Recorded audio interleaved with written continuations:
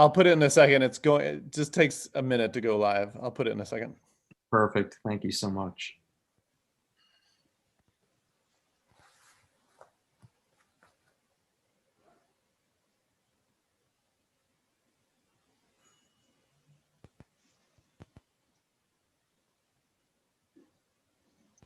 Okay, the live stream link is in the Zoom chat now. All righty.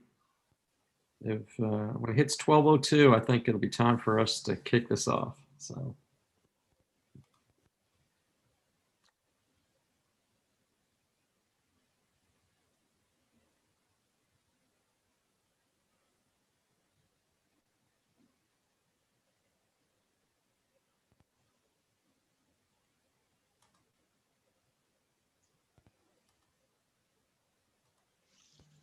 I should be showing puppy pictures right now, Daniel.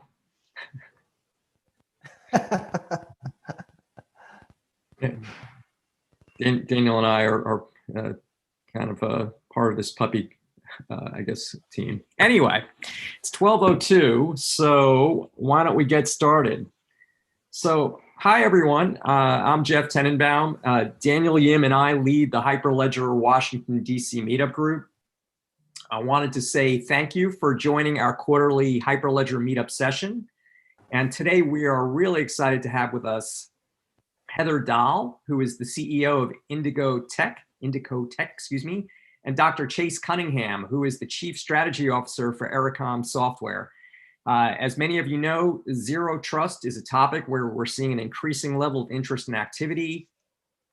Organizations are looking at strategies where they move from a network perimeter-based cybersecurity approach to a different type of strategy where there is no implicit trust when accessing resources.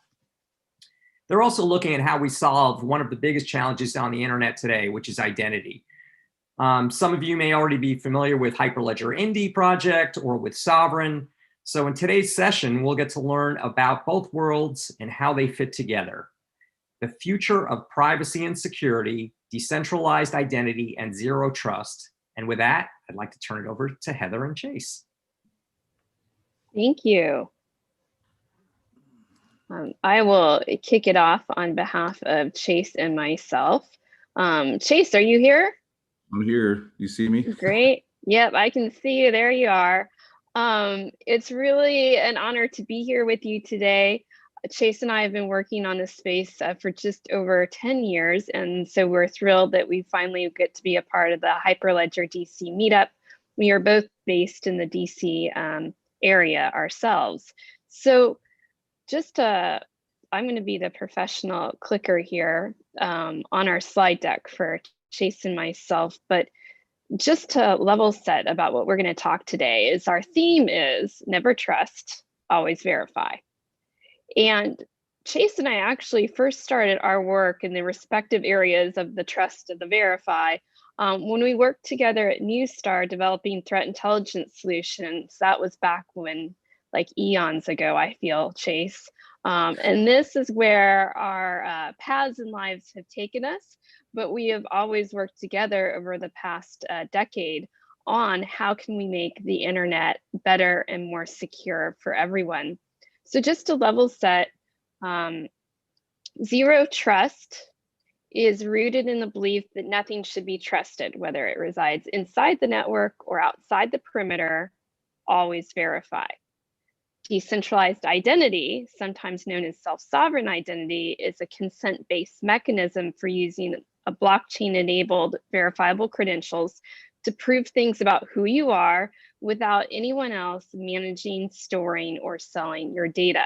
So it's privacy and proof of verification. What Chase and I are going to do today is we're going to kick it off with Chase.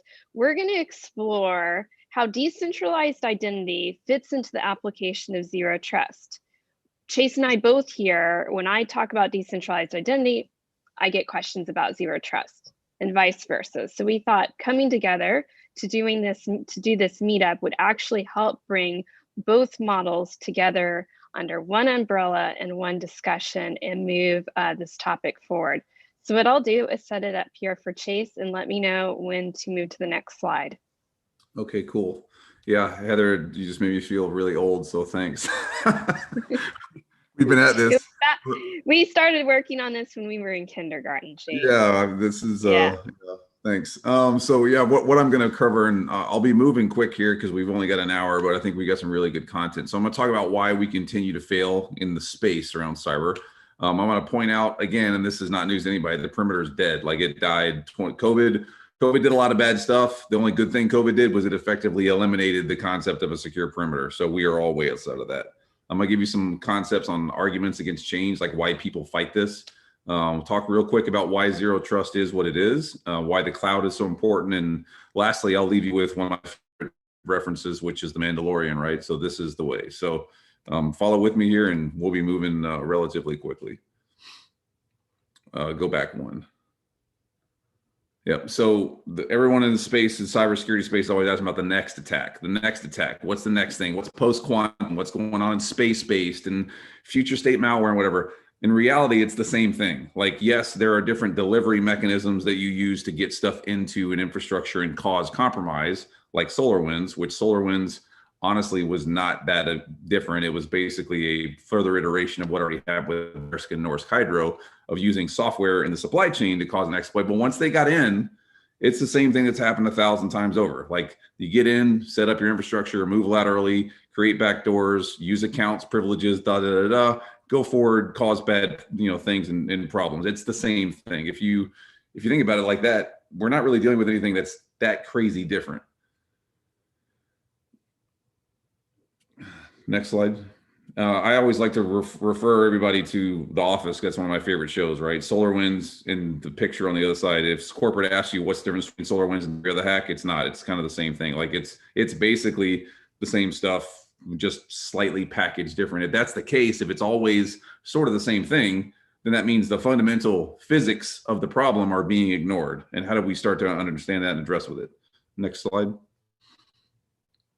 Bad guys continue to say they're coming back. Like this is from the guys that were in and used SolarWinds to cause compromises and said flat out, we're coming back. And how do they say they're coming back? Why is this a first batch for them? It's because they're preserving access. And they're telling you flat out on the underground, this is something that we found doing some recon, them saying we're coming back because we have more access. How do they have more access? What do they use for those additional accesses? Usernames, privileges, and accounts. Again, not crazy different after they get in. This is the same stuff over and over, rinse and repeat throughout cyber history. If this continues to be the problem, then that means we're ignoring the reality of the space in which we operate. Next slide. Andy Ellis, who's one of the best CISOs in the business, asked the question I think everybody should really wrap their head around. And when we think about what's going on in the space and the future state of where we're going, like Heather's talking about the future of this, is it really worried about what's going on right now? Or should we be worried about what's coming in the future? And if it's what's coming in the future, shouldn't we be asking this question of what else is going to be continually showing up in the news because we're ignoring the same things over and over and calling it something new? Like this is a really good question. We should be asking, what are the fundamental requirements that allow this to continue to propagate? Next slide. It's a really good question. You can talk about the cyber kill chain, and this is what most people focus on in cyberspace, and they say, the bad guy always wins. All the bad guy needs is one thing to continue to cause compromise, etc. Wrong. The bad guy, just like the good guys, needs continued access to continue to cause compromises, like I showed you in that slide prior. That's a reality. Like that's a fundamental flaw in their operating model. If you look at the kill chain, which is what everyone references here to kind of ground ourselves in the space, it's these things: recon, weaponize, delivery, exploit, install, command and control, exfiltration. The reality is we're only in control of a portion of that and the bad guys own the rest. If you click, you'll see where we have an opportunity to disrupt what they're doing. We can't do anything about recon. They look outside of our windows and walk down our street all day long. That's how you do recon. We can't stop it. The internet allows recon. We can't stop weaponization. They will find stuff to use to cause a compromise, a la SolarWinds and a la 100 other things. We can't stop that. We can stop these other things. And if you notice, we're basically saying the bad guys, you got 2. We'll give you 2 out of these 7. We own the other 5. We can stop delivery. We can stop exploitation. We can stop installation. We can stop command and control. We can stop exfil. We have the opportunity to disrupt the capability set that the adversary uses to continually access and cause compromises. It requires them to have continual access, which is based on what? Users, identity, access, passwords, those types of things. Next slide. They have to have access for success. The perimeter-based model categorically has failed. If you build me a 50-foot wall, I will build a 51-foot ladder. Like, it's literally that simple. And this has proven itself time and time again throughout history. If you continue to engage in leveraging perimeter as your control plane, you are enabling failure. And this is not new. Next slide. We've known about this for about 1,000 years. Anybody remember the story of Troy, right? Remember we used to call malware Trojans? Why did we do that? Because way back in, I think it was 1260 BC was the first time somebody ever slid a piece of infrastructure, a piece of malicious code past the wall, burn things to the ground. I mean, that's exactly what happened. We've known about this for a long, long time. It's not that we don't understand the problem. It's that we aren't addressing the fundamental issues, the requirements that will allow us to change the game better for ourselves. Next slide. It's all, I mean, in reality, it's about making security better for the users, better for how we operate in space. What we don't want and what causes problems with security technology is we continue to throw them into the mix and say, you have to do these other things.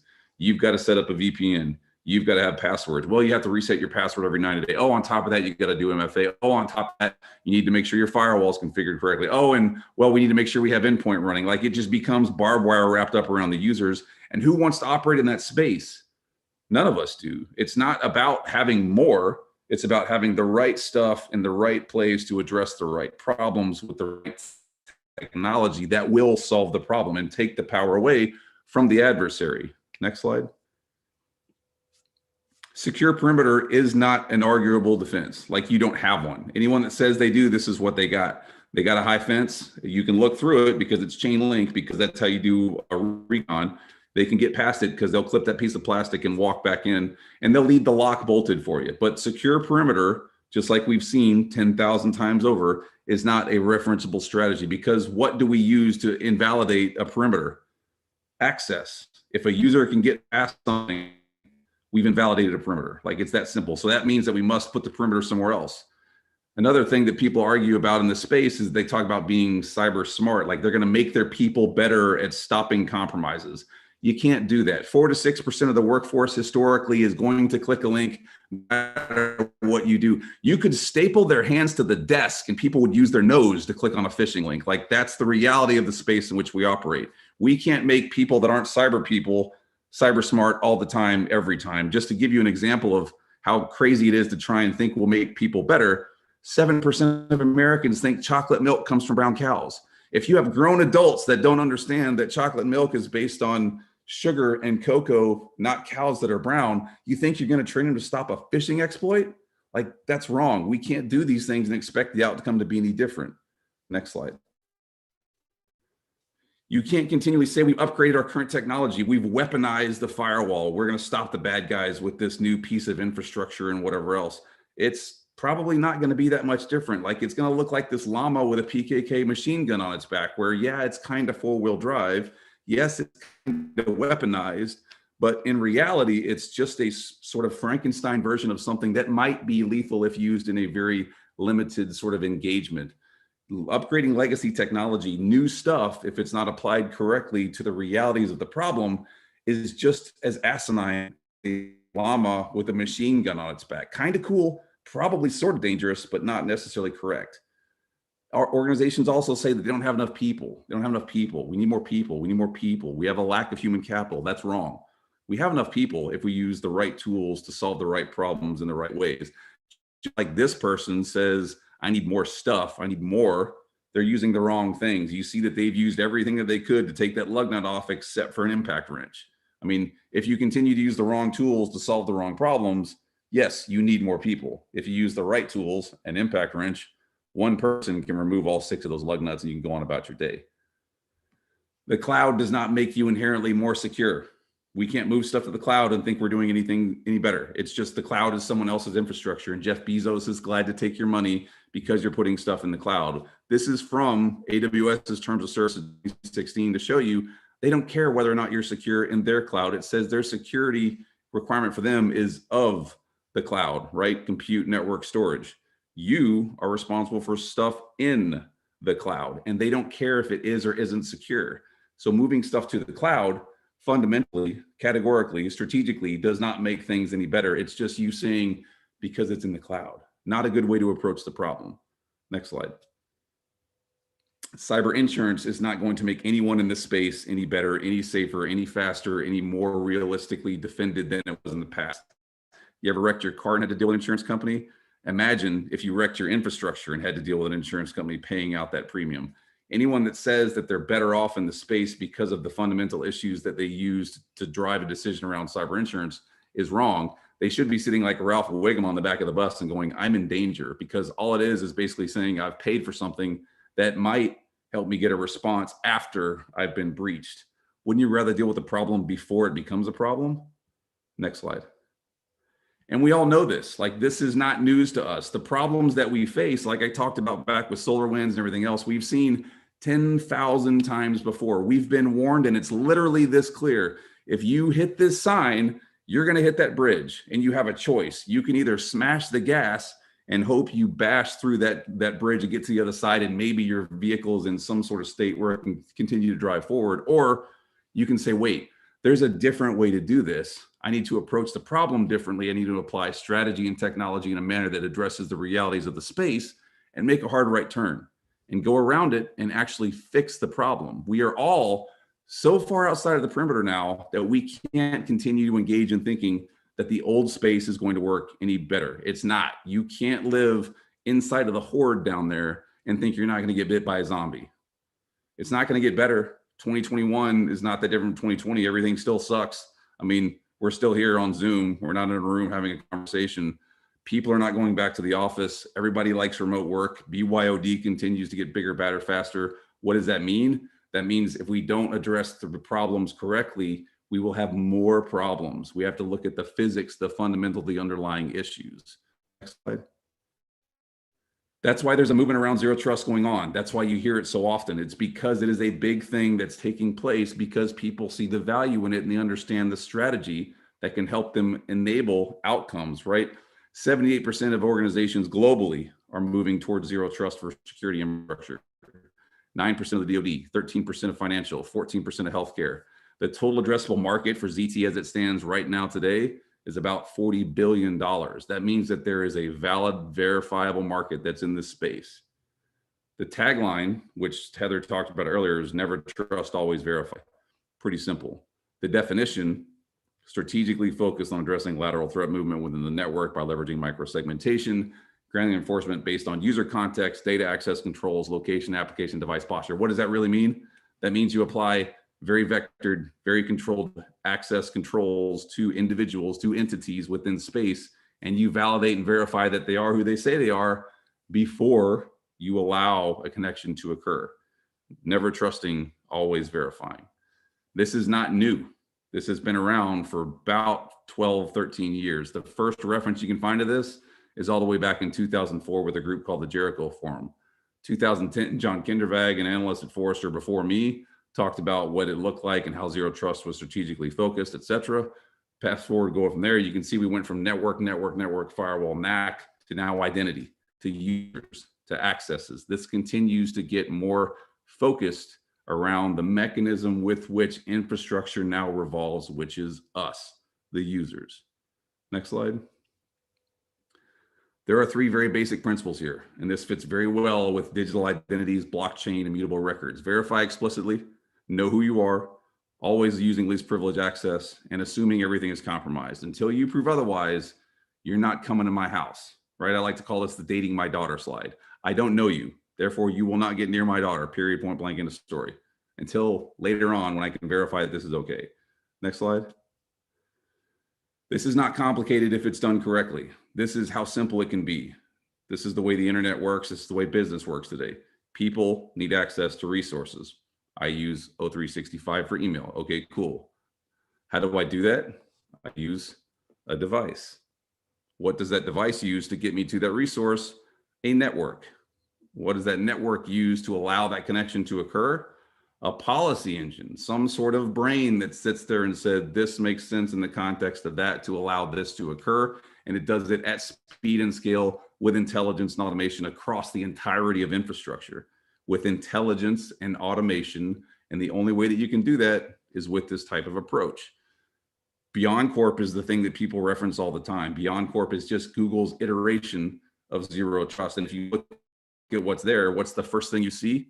Identity, context, then a rules engine, then enforcement. The first thing is the user, knowing who's doing what, where, having the ability to control that access, that particular protocol that allows that to occur, and making it part of the workflow because it's built around the identity. That's what we have to focus on. That's where compromises occur. Find me one instance of a machine that's ever been hacked where no human touched it. Doesn't happen. Next slide.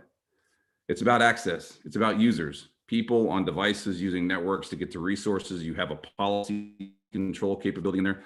Don't call it zero trust. That's fine. Do call it something else. But the reality of it is this life cycle, this chain is how this occurs. And if you can control those things, back to that earlier slide I showed you, you have 5 different chances to disrupt exploitation operations based on the implementation of this particular approach. It's literally that simple.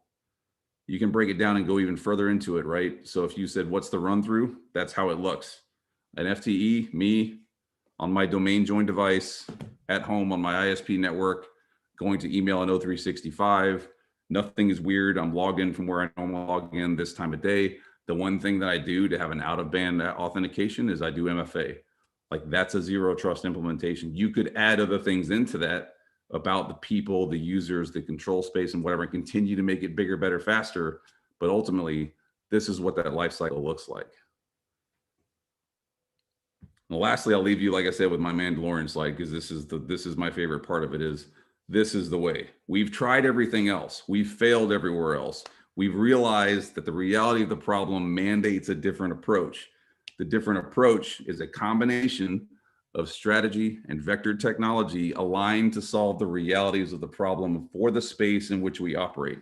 Like I said with that slide earlier with the sign, we have 2 choices. You can either continue to go really, really fast and really hard, and you're going to hit the bridge and bad things will probably happen, or you can take a strategic pause, look at how we really deal with the problems and make a hard right turn. Regardless, you can look at all the failure in the past. That's what it is. The only way to do things different is to change our approach going forward. And zero trust combined with these types of solutions that Heather's talking about is the way. And I can tell you flat out from the strategy side of what we're doing at Ericom, we will be plugging into and we will be using these types of things for validated, verifiable credentials because we know that it makes a heck of a difference there. And I run a node. Like, I think that this is important, important enough that I've helped put up my own time, my own effort, my own money to run nodes to help this thing go forward. So last thing, just remember, if you ever question, this is the way.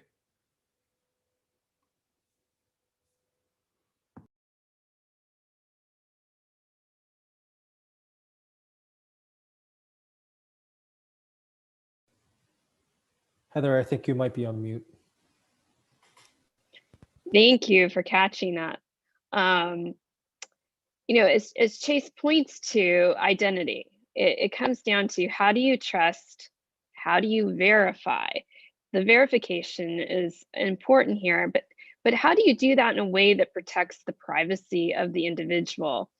We all know this New Yorker cartoon. It is the most popular cartoon that the New Yorker has run. And how do you identify yourself in the digital world? Well, I think a good place to look back to answer that question is, how do you verify yourself in the physical world, and why do we think that valid verification of ourselves offline is stronger than it is online? And that's because we carry around things like driver's licenses, passports, certificates, notarized documents. We carry them in our wallets, our purses, we keep them in our safety deposit boxes, and we present them at very high value transactions like buying a home, going to the post office to get your first passport. But the fact is, this isn't what happens online. So how do you trust but verify? How do you really know when someone's not a cat, even though they say they're not a cat? And that's what we're going to talk about, is how do you do verification in a trusted way?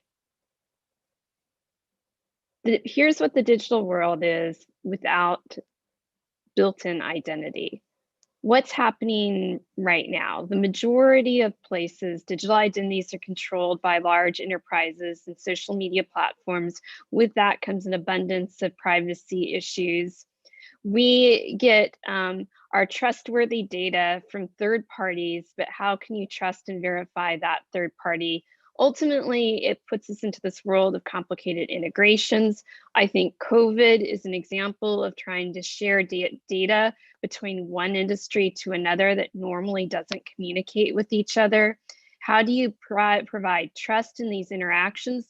Not only the human trust, the trust of legal agreements, but also the technical trust that is built in. We call it machine learning governance. As Chase talked about logins and passwords, enough said there. It's just not an effective, or we wouldn't be having this conversation. But then how can you do this in a way that can scale and it prohibits forgery? So let's take just a tour down the legacy system. We all know about the centralized database approach where everyone goes into one single domain, and that one digital authority decides to be the issuer of your identity. And then what you happens is we have here, you're everywhere. How many times have you entered the same information? And I want to say this is not simply a fill out form, right? That's not what I'm talking about here. Verifiable credentials isn't an autofill tool, because if it were just an autofill tool, you would still have this and you would still have copies of yourself everywhere. What decentralized identity is you, very much like you do today, is you hold the proof of identity with yourself, like you do with your wallet, and you can choose when to share a credential with a verifier, whether that be a school, an employer, a bank, a shop, so they can ask you for identity to prove yourself, and you get to decide whether you're going to share a credential issued by another entity. And you can also share what portions of that credential you want to disclose to that entity. For instance, in an online world, to buy alcoholic beverages through a wine shop online, I shouldn't have to share how much I weigh. If I were to show my driver's license, it would do that. In this case, we employ zero knowledge proof into verifiable credentials.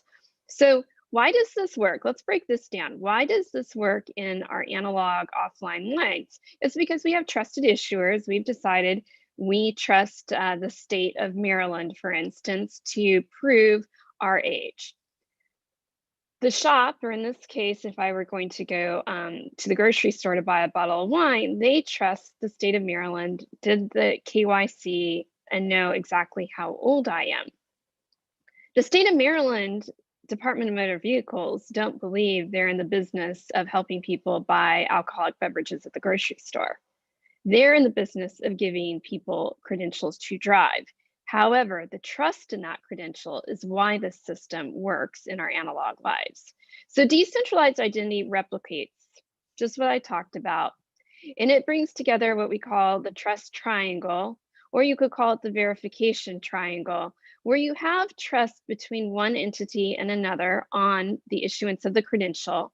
The credential gets issued directly from the issuer to the holder, which can be a person, a thing, and then that holder decides when and how they are going to share it with the verifier. In this system, there's a governance of data. It's scalable. It's available through the Hyperledger open source repositories. It's developed with privacy by design. It also has built-in compliance by design for those who are implementing it. And it also allows for data sharing without complicated integrations. It allows you to share, for instance, data from the healthcare systems with another system that would never have any reason to integrate with healthcare, for instance, a concert venue. And it can do that with agreements that are put into the actual digital experience. So here's how it's broken down. You have the philosophical trust that we have today. For instance, a shop trusts a credential that's issued by a bank. But that trust just isn't a human-to-human trust. That trust is actually built into the technology with a cryptographic trust. So you have a proof of identity, a proof of data, and then you have a presentation of valid data integrity and also provenance. So what is a verifiable credential exactly? We can hear this term get thrown around a lot. First of all, it's data that's gathered by an entity that has been granted permission by the person that the data is being given to, and they have permission to hold it, own it, verify it. Then the issuer, in this case, packages that data, has gone through their own KYC, they cryptographically sign and link this to the issuer as the original source of the credential. Then that credential is given to the holder, it is accepted by the holder, and is now controlled by the holder in a mobile agent or digital wallet. When that credential is presented to a verifier, a store, your employer, a bank, another entity, that credential can be verified in two ways. If the signature and the keys are in order, the verifier can be assured that the data is valid and has arrived as it was issued based on the know your customer of the issuer. So what you're doing is you're verifying the data source. And you're doing that through, in this case, Hyperledger Indy based networks. So the verifier, why is this private? The verifier can actually contact the issuer and verify the credential based on the network without a direct ping, or what we call phone home, back to the issuer. So I can verify this against the Hyperledger Indy blockchain, but I am not going directly into the issuer's database. In fact, the issuer doesn't even know that the verifier has verified the credential here using the network. This is what it looks like. When you break it all down, how does a system like this come together and how does it apply to Hyperledger? You're using Hyperledger Ursa, which is the cryptography library. Hyperledger Aries, that is the project that's focused on creating the agents and open source code. So in this case, you need cloud agents, mediator agents, which helps talk between the devices and the issuer and laptops. And then you also have Hyperledger Indy. And Indy is the project that creates the networks and the nodes that make the entire system run. So that's how I just broke down where are the different Hyperledger projects and how do they apply it directly to decentralized identity. What we have emerging is a network of networks. We have networks that have come about over the course of the past year and a half for different purposes and reasons. What these networks are all doing is working together so you can have interoperability, where you're going to be able to issue a credential on one network and verify it on another network. So we have at this point 6 different Hyperledger Indy based networks, and DCO operates a network that is a professionally run network with a mainnet, demonet, and testnet. Sovereign runs also a public permissioned mainnet, buildernet, and demonet. Both of the organizations have international audiences that use those networks. ID Union has come out of Germany. It is also a volunteer community network. We also have Fendi, which is out of Finland. It's a consortium of Finnish organizations that have come together. We have the Canadian Credential Network, which should be coming live here. And then also the Bedrock Business Utility Network, which will be another professionally run network. And that one is also pending going live. But as you can see, these networks are beginning to emerge and they all have their own communities involved. How do you make a network without the agents on top of it? Is pretty useless. What I like to say is when we started this, we created a lot of one-handed handshakes. We had a lot of digital wallets where a credential was issued. Awesome. Now what are you going to do with it? So what we're looking at in the decentralized identity community is creating these full ecosystems where we're issuing credentials that can be consumed, that can be shared, and can be verified, which allows trust but verify. So And in DCO, what we have done is we have open sourced to Hyperledger Aries mediator agent. We announced a working group for open source mobile agent. We announced that today. That's with the Hyperledger Aries working group. And soon we will be open sourcing an enterprise agent also to Hyperledger communities. We offer networks, so anyone can use one of the Indicio networks in order to test out the agents in the ecosystem. You can also go to any of the networks that I showed you earlier to test out your agents. In the case of Indicio, this is a worldwide effort. This is not Washington or just the United States. We have nodes on every continent around. We have nodes, the light gray ones are those that are in the process of being stood up. But what's even more interesting about this is we have enterprises and communities that have come together from all over the world to solve the same problems, especially now that our COVID world has put pressure on our remote work life. So our focus on Indicio and why Indicio and why we spend all our time is we are focused on building. We have done a few years of philosophical conversation in this space, but in Indicio, that's where the rubber hits the road. And we have a communities of doers and builders who are building today, who are putting this together. Many of those involved in our community are starting by keeping it simple. They're creating holder, issuers, and verifiers in their own ecosystem within their own company, or maybe their own small consortium. They're doing a phased agile approach where they're going out and building prototypes to prove that the system works to solve one problem, and then they're quickly moving into production.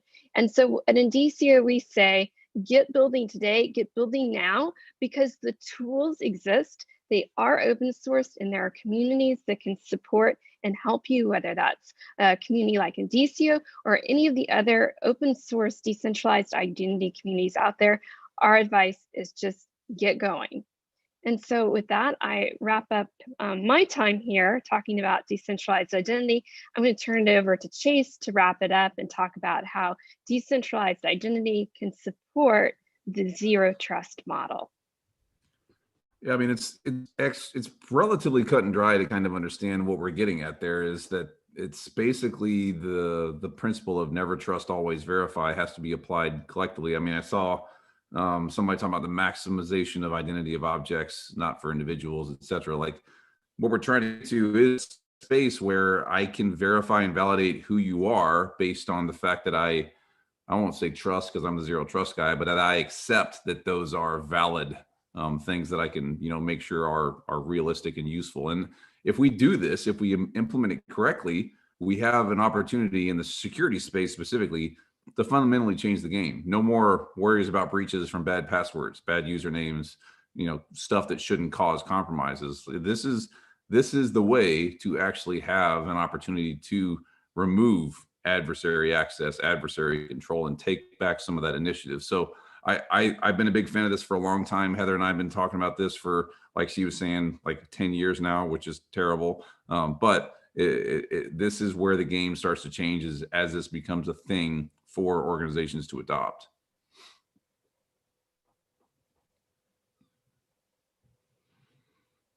What we can do is open it up to any questions that we have out here. Let's see here. We got one that says, who determines who are the issuers? The issuers, any organization can become an issuer. They would have to develop the issuing agent, do the technology development. Question is more, should I trust the issuer, right? And so that is something where if you're a verifier and you have a certain level of information that you need, or it's a high value transaction, you are probably not going to trust maybe a loyalty card issued by a grocery store because there's lower value trust involved in that credential. In this case, you would want to probably request a credential that was given by a bank or a trusted institution that has a Department of Motor Vehicles, very much like you do right now. I can go in and try to buy a bottle of wine in the grocery store showing a credential or a piece of paper maybe that someone wrote that said, oh yeah, she is over a certain age. You're not going to trust that. But when I pull out my driver's license, you will. Why? Because that human understands who that issuer is. Verifiable credentials and decentralized identity doesn't remove that trust. You're going to determine which issuers you are going to accept credentials from because you agree with the KYC that they go through and you agree with the governance that is involved in the issuance of their credential. Somebody asked close how verified creds could have stopped SolarWinds. So let me clarify that.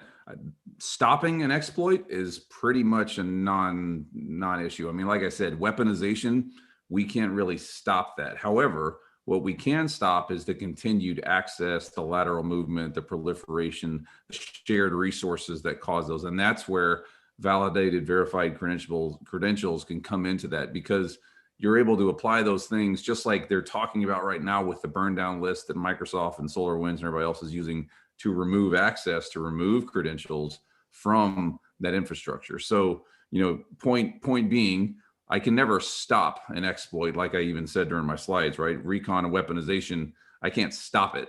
And technology by its very nature means if I build it, someone will find a way to break it. However, what I can do is use technology in the space that will allow me to limit and remove those things based on a validated, verified credential. We have a question about are biometrics considered verifiable credentials? Yes, biometrics can be considered verifiable credentials. There are a number of projects specifically around biometrics and verifiable credentials going on in this space. So I would encourage you to take a look at some of those projects to see there's some really interesting things that they're doing. Also, that's biometrics is being used as a way of offline verification as well. And then there's a question about can the wallet holding the credentials get stolen? Another one that I get is, what if I drop my phone in the pool? What happens? Credentials can be stored in digital wallets that are on the device, or they can also be stored in digital wallets or mobile agents, cloud agents stored in the cloud. So that allows the backup. So if your phone goes into the pool and never recovers, you still have the ability to get your credentials back. There is a white paper specifically on this. That actually is in the Evernym library. That is a very good read on this topic. Looking here, how are issuers going to get paid? And this is something, because this is still emerging technology, we're still exploring all the different ways of monetization. This can be done where issuers get paid by participating in a network where people buy into the network. They can get paid through tokenization of a network. Issuers may decide that they want to issue credentials because they end up having a cost saving somewhere with other verification. Partnerships can be involved, but this system is going to evolve where issuers do get some type of a remuneration for the effort that they put into the KYC, if that is something that they want to do. Is it possible to decertify an issuer? You would no longer trust that issuer. You would no longer accept the credentials. Someone can have the right to issue credentials, but if they're credentials that your organization does not trust, does not want to accept, then you don't have to accept the verification of it. You go to verify it, it comes from an issuer you don't trust, end of story, you don't accept it. Is there a process, an appeals process? This is through the governance that you would have in what credentials you accept and don't accept. Yes, you would have rules in what credentials you would request. And it is up to you. Just because someone offers you a credential doesn't mean you were forced to accept the credential. And then the last question I think we've come to is, any governments in the world currently using blockchain-enabled digital identity for its citizens? If so, yes. I encourage you to look at the efforts that is going on with BC Gov. Estonia is one. A lot of really forward-thinking, pioneering efforts by BC Gov. That is the area, a lot of projects going on in Canada. Finland, because they're running the Findy network. And we also see some countries that are getting ready to announce digital identity based on verifiable credentials for citizens also in the next probably 3 to 6 months. And a lot of those projects are focused around problems that have been created by COVID.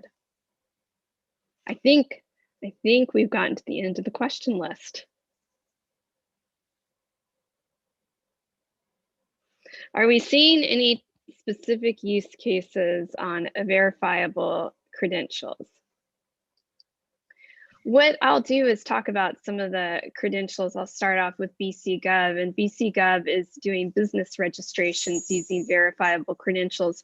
But when I talked about the closed ecosystems, what we are doing is we're seeing organizations, for instance, the most obvious one is your COVID health status, where an organization is a laboratory or health provider is issuing a credential that gives your COVID test result. Someone is holding that and traveling to a venue or hospitality, and they're providing that credential as proof of their COVID status so they can enter a nightclub, for instance. We do see those closed ecosystems emerging as we speak. We also see this as far as employee verification. If you have industry where you need to basically contain who is in that bubble, we are seeing verifiable credentials being used for health status, so you don't have individuals going into those bubbles to infect them. Where do I see web apps using decentralized identity? I encourage you to go to organizations like IDRamp, like Trinsic, like Evernym, like Cabin, or their Liquid Avatar application. Global ID is moved to verifiable credentials. We'll be making that announcement. So there are a number of organizations. All of these organizations have apps and wallets that you can use and download in your daily life right now. I feel like, Chase, I'm getting hit with all the questions here, and you're getting off free here. I'm getting the easy one. Yeah, you're getting the easy one. Yeah, you're answering the important stuff. I mean, ZT's strategy and whatever, but I mean, the way that we're looking at doing that is making that part of things. I can tell you from the product that we're launching in April, we're looking at integrating the digital ID side of the verifiable credential into that whole workflow, so that we have customers that are, they want to jump in and not have to do passwords and resets and all the other crap that we have to deal with. And it's just, you have a validated, verified set of credentials, do what you need to do, we'll control the infrastructure stuff and go on about your day. Like removing the heft, like I said, with that barbed wire slide of just do your job. Security is handled because of the way that we've built the system to actually do authentication, remove threats, those types of issues. Well, where we see the handling of core identity versus an attribute credential like a COVID vaccine is we see organizations that are issuing employee identifications. We see organizations issuing financial institution identities, and those are being used to create an attribute credential. The other way that is being used to create an attribute credential like a COVID vaccine is using existing, like a passport, and doing passport scans to prove who you are with a biometric check against who you are, and then issuing a credential like a COVID vaccine. And are they doing this using single and multiple wallets? This is a multiple wallet world. It's not a one wallet rules them all type of situations. In fact, what we're seeing is organizations have spent a significant amount of time and effort on their mobile applications and their user experience, and they don't want to send their customer over to another wallet and then come back into their application. And so we're seeing the wallets and agents being built into existing applications, but then behind the scenes, they're talking to each other. There are standalone wallets that are being used, and the mobile applications are being developed to talk to those wallets, but they're not sending you between multiple apps or in an app to go to your wallet to come back to your app. That's not the type of user experience that global organizations and enterprises want their customers to have.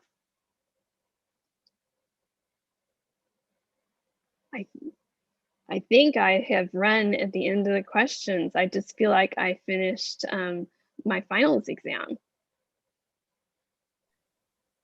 Heather, I wanted to thank you so much, Heather, both you and Chase. Thank you so much. And Heather, also I wanted to apologize. I know I mispronounced Indico before, which is embarrassing, but please accept my apologies on that. No, we don't care how you say it, just as long as you work towards decentralized identity.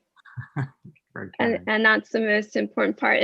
And what I say for this particular meetup, and is for Chase and I, this has been a decade-long journey for both of us. And to be here today talking about something that has matured significantly between zero trust and decentralized identity from where we were 10 years ago when we were looking at, it wasn't even called threat intelligence solutions at the time, but realizing here's the problem with these compromises and breaches that we were working on trying to solve, is it all came down to decentralizing and identity and trust. And so working on these concepts of zero trust, working on decentralized identity, while it may seem like new to some of our audience, this has been something that many people have been working towards for over 10 years now.